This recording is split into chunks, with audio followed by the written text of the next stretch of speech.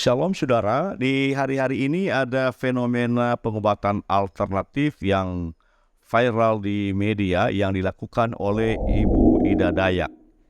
Nah, melalui video-videonya dapat disaksikan bahwa Ibu Ida Dayak ternyata bisa menyembuhkan penyakit apa saja yang tidak bisa disembuhkan secara medis. Yang banyak dipertontonkan melalui videonya adalah penyembuhan tangan dan kaki yang bengkok, ada yang patah, bahkan ada yang bisu. Hanya dengan mengoleskan minyak sambil diurutnya sambil menari-nari bisa sembuh. Katanya praktek penyembuhan alternatif ini nyata benar-benar terjadi, bukan rekayasa. Nah, akibat fenomena ini saudara-saudara, banyak orang dari berbagai kalangan datang terus untuk berobat kepada Ibu Ida Dayak, termasuk orang-orang Kristen.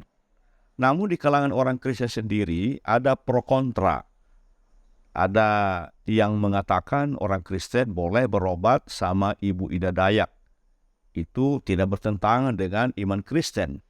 Tetapi ada pula yang mengatakan tidak boleh, itu bertentangan dengan iman Kristen. Nah saudara, karena persoalan ini maka saya merasa terpanggil untuk menanggapi fenomena ini supaya orang Kristen bisa memahaminya. Yang pertama, saya mau katakan bahwa praktek-praktek penyembuhan alternatif yang fenomenal seperti ini bukan baru terjadi sekarang. Fenomena seperti ini sudah banyak terjadi di berbagai negara dan di berbagai suku di dunia. Hanya tidak diviralkan. Penyembuhan seperti ini disebut sebagai pengobatan alternatif. Misalnya John of God di Brasil, ia terkenal karena bisa menyembuhkan segala macam penyakit, termasuk penyakit kanker, penyakit HIV, AIDS, dan penyakit kronis lainnya. Bahkan dia bisa operasi tanpa alat. Banyak orang dari seluruh dunia datang untuk bertemu dengannya dan mencari penyembuhan. Kemudian di Indonesia ada Pastor Simon, ya, hanya dengan meletakkan tangan dan mendorong orang bisa sembuh. Dan pasti masih banyak yang lain, tapi belum diviralkan. Jadi menurut saya, kita tidak perlu terlalu heran dengan fenomena-fenomena penyembuhan alternatif seperti itu. Yang kedua saudara, yang menjadi persoalan kita sebagai umat Kristen ialah apakah boleh berobat kepada orang-orang seperti ini atau tidak. Jawabannya harus dilihat dari dua hal. Yang pertama, apakah sumber kuasa yang ada pada mereka itu dari Kristus atau bukan? Dan yang kedua, apakah dalam praktek pengobatan yang mereka lakukan itu menuntun orang untuk bertobat dari dosa atau tidak? Itu yang penting.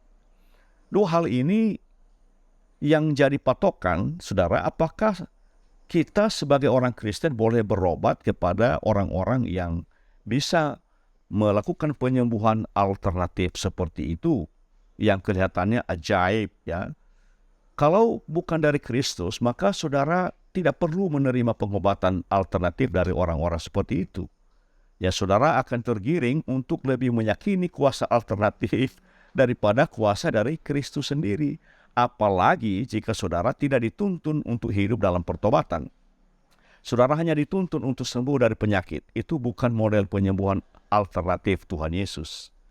Tuhan Yesus dalam praktek penyembuhannya selama berada di dunia, bahkan sampai sekarang pun, kita sebagai hamba-hambanya mempraktekkan hal yang sama. Ia selalu mengatakan, dosamu sudah diampuni dan jangan berbuat dosa lagi. Artinya bahwa Tuhan Yesus tidak hanya sekedar menyembuhkan, tapi dia harus menuntun orang kepada pertobatan untuk menerima keselamatan. Dalam Injil Matius misalnya pasal 18 ayat 8, Yesus pernah berkata, jika tanganmu atau kakimu menyesatkan engkau, penggallah dan buanglah itu, karena lebih baik bagimu masuk ke dalam hidup dengan tangan kudung atau timpang daripada dengan utuh kedua tangan dan kedua kakimu dicampakkan ke dalam api kekal. Dan jika matamu menyesatkan engkau, cungkilah dan buanglah itu, karena lebih baik bagimu masuk ke dalam hidup dengan bermata satu daripada dicampakkan ke dalam api neraka dengan bermata dua. Itu artinya bagi Yesus Kristus, pengobatan atau pertobatan dari dosa jauh lebih penting daripada kesembuhan fisik dari sakit penyakit. Karena itu kepada saudara-saudara sebagai umat Kristen, hati-hatilah dengan praktek penyembuhan alternatif yang terjadi di mana-mana, yang tidak bersumber dari kuasa Kristus, apalagi tidak menuntun orang kepada pertobatan, yang hanya menawarkan kesembuhan belaka. Yang penting sembuh. Sekali lagi, hati-hati. Tuhan memberkati.